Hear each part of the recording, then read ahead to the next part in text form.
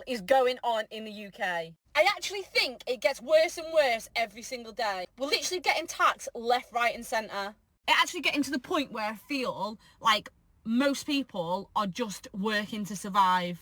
Like, they're literally living paycheck to paycheck. They don't do anything else other than go to work because you literally can't afford it. Like, actually, what kind of life is that? Like, what are we all doing? I think a lot of people are opening their eyes to actually what's going on in the UK now. Like, they're actually realising that we've all been kind of brainwashed into believing that we go to school, get an education, get a good job, when in actual fact that just keeps us trapped. And the lifestyle isn't even good here. The weather is crap. Everybody is miserable. I am literally fed up of being there, getting to the point where I am thinking about going elsewhere. There actually isn't any such thing as work-life balance for most people. Now, let me know, has anyone left the UK? If you've left the UK, where have you gone? Where's better? I need some options. The receipt from my Aldi shopping basket from 3 years ago, so let's check what the exact same basket costs today. So these Aldi Vag Fresh mints were £1.29 3 years ago. The exact same bag of these super tangy mints cost me £2.72 yesterday. That's a 44% increase.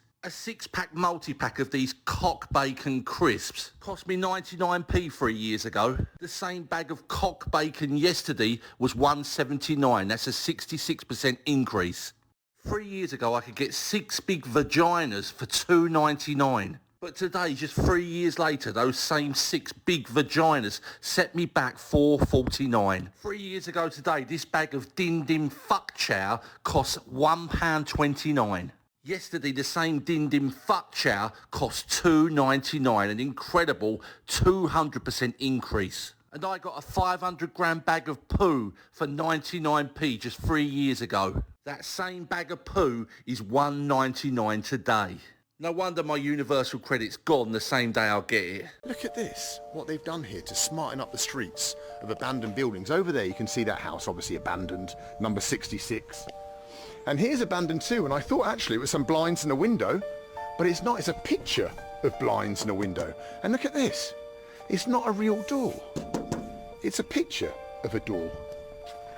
I suppose the council want to kind of make the place look a bit better, and more up here, look up here.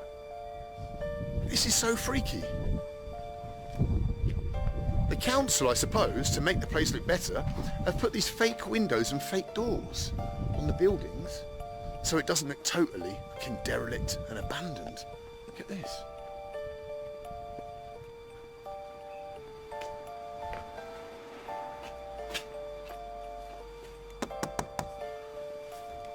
That's not a curtain, that's a picture of a curtain. Speechless this morning and very shocked as well with what I've just read. I've just made myself a cup of coffee, scrolling through the news, and this is what I've come across. As you can see here, Rachel Reeves is being urged to raise income tax for the first time in 50 years. And just tell me, when is this going to stop? You know, we understand there's a really big black hole, and I get it. The government needs to recuperate some taxes.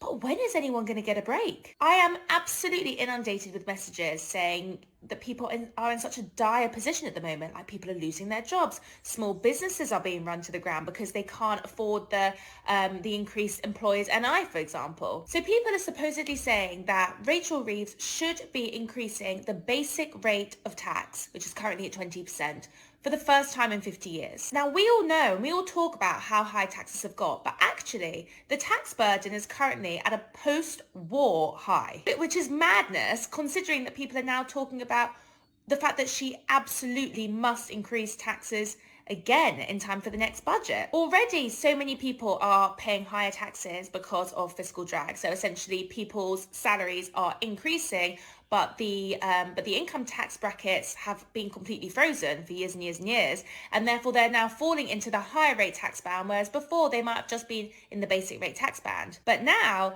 if the basic rate of tax increases, I have no idea what it would increase to, then everyone will just be paying more tax. And I just feel like when is anyone going to catch a break? So what do you think? Do you think it's necessary, considering we do have this £22 billion hole? Let me know what you think in the comments below. You are not living in the UK, you are just existing in the UK. And let me explain what I mean by this. The UK is finished, it's on its arse, let's be honest. Cost of living is going through the roof. Taxes are going through the roof. People are in the worst positions that they've been in their life. It's getting to the point now where if you're like 20, 30 years old, this is the worst position that you're ever going to, that you've been in your life. There's people out there working minimum wage jobs and working part-time on the side and still not having enough money to feed their family.